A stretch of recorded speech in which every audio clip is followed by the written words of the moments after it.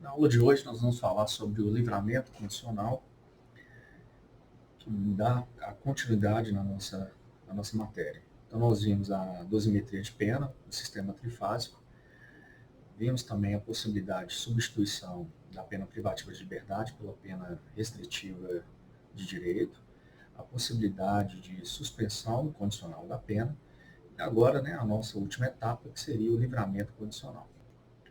Então, dentro do nosso sistema progressivo, o livramento condicional seria exatamente a última etapa do nosso sistema, que seria exatamente permitir a redução do tempo de prisão com a concessão antecipada da liberdade do condenado. Logicamente, quando preenchido alguns requisitos que nós vamos ver a seguir.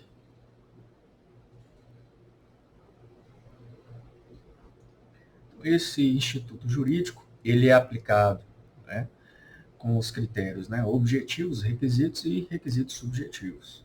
Então, o requisito objetivo é que a condenação à pena privativa de liberdade seja igual ou superior a 2 anos, que haja o cumprimento de mais um terço da pena, se o condenado não for reincidente em crime doloso e tiver bons antecedentes, cumprida mais da metade se o condenado for reincidente em crime doloso, tenha reparado o dano, salvo a impossibilidade de fazê-lo, e cumprido mais de 2/3 da pena nos casos de condenação por crime hediondo, prática de tortura, tráfico ilícito de entorpecentes e drogas afins, tráfico de pessoa, terrorismo, ou se o apenado não for reincidente em crimes específicos dessa natureza.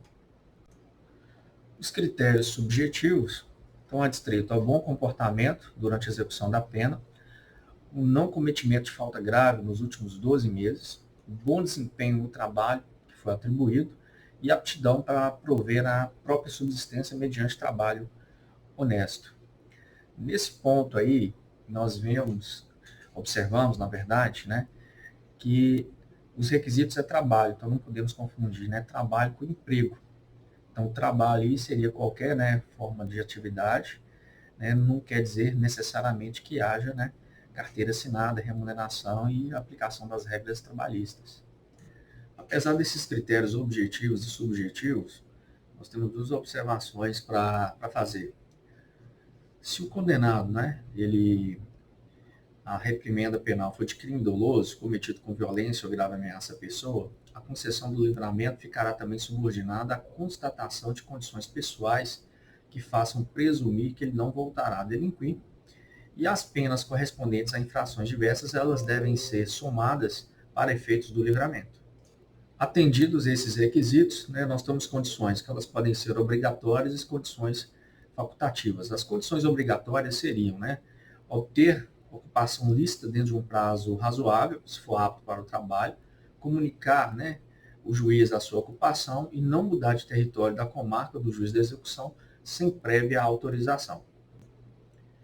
E as condições facultativas, não mudar de residência sem comunicação ao juiz e à autoridade incumbida de observação de cautela e de proteção. Então, observe aí que é uma diferença em condição obrigatória, que é não mudar do território, e a facultativa, que é da residência, ou seja, ela é mais restrita. O outro requisito, recolher a habitação na hora fixada e não frequentar determinados lugares. Logicamente, existe a possibilidade de permitir que o condenado, que vai ser liberado, ele resida fora da comarca do juiz da execução. Nesse caso aí, a cópia da sentença do livramento vai ser remetida ao juiz onde ele estiver sido transferido e, logicamente, vai ter a respectiva autoridade incumbida de observação e cautela de proteção. Então, atendidos os requisitos objetivos e as condições, haverá, então, a cerimônia do livramento condicional, onde a sentença ela vai ser lida ao liberado, a autoridade vai explicar quais são as condições impostas na sentença, ele vai declarar se aceita ou não essas condições, aceitando as condições, vai ser lavrado a termo e a cópia é remetida ao juiz da vara de execução criminal, que é responsável pelo controle do livramento. Esse livramento, ou seja, após a cerimônia, vai ser fornecido uma caderneta de livramento ao liberado, onde vai ter a sua identificação, qualificação, quais foram as condições impostas e o espaço para consignar o cumprimento das condições impostas.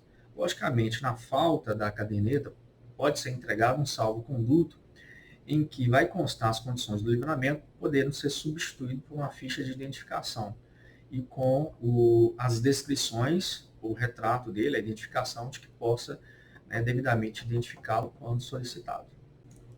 Logicamente, esse instituto jurídico, como ele está, né, adstrito às condições, caso essas condições impostas elas não forem observadas pelo liberado, poderá ocorrer a revogação. Essa revogação ela pode ser tanto facultativa como pode ser obrigatória. A revogação ela pode ser obrigatória quando o condenado, né, a pena privativa de liberdade em sentença irrecorrível por crime de sentença irrecorrível, por crime cometido durante a vigência do benefício, ou por crime anterior à sua vigência. Facultativa, quando o liberado deixa de cumprir qualquer das condições constantes da sentença, ou é condenado de maneira irrecorrível por crime ou contravenção, a pena que não seja privativa de liberdade. Então, observem aí que a revogação obrigatória, ela decorre por um fato, né, principalmente cometido durante a vigência, que demonstra que ele não cumpriu as condições que foram impostas. Então, logicamente, se há essa revogação ela tem alguns efeitos. Então, o primeiro efeito é o impedimento. Então, o impedimento à concessão de um novo livramento a partir da pena em cumprimento, ou, no caso, o aproveitamento da pena já executada no período em que estiver solto, quando a condenação for posterior ao crime, né? Já que, neste caso, a revogação não se deu por descumprimento das condições.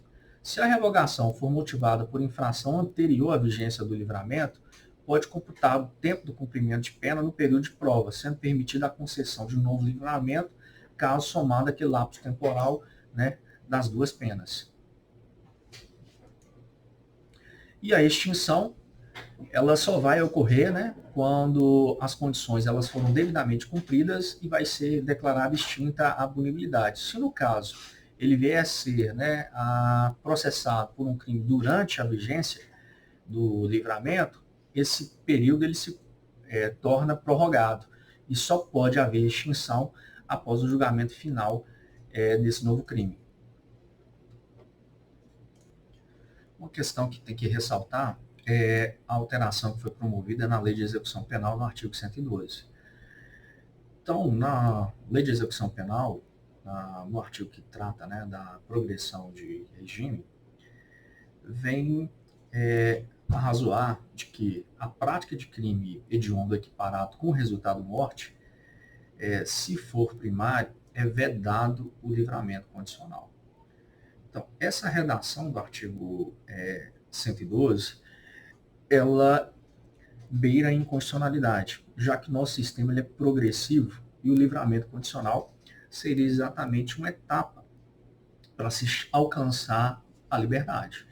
Então, ao vedar o livramento condicional, vai contra o nosso sistema progressivo. Então, fatalmente, pode ser esse dispositivo ele ser questionado a sua constitucionalidade, ou seja, há uma constitucionalidade duvidosa nesse sistema. Então, esses são os principais pontos, né, os principais aspectos do livramento condicional, e aí qualquer dúvida vocês podem enviar por e-mail.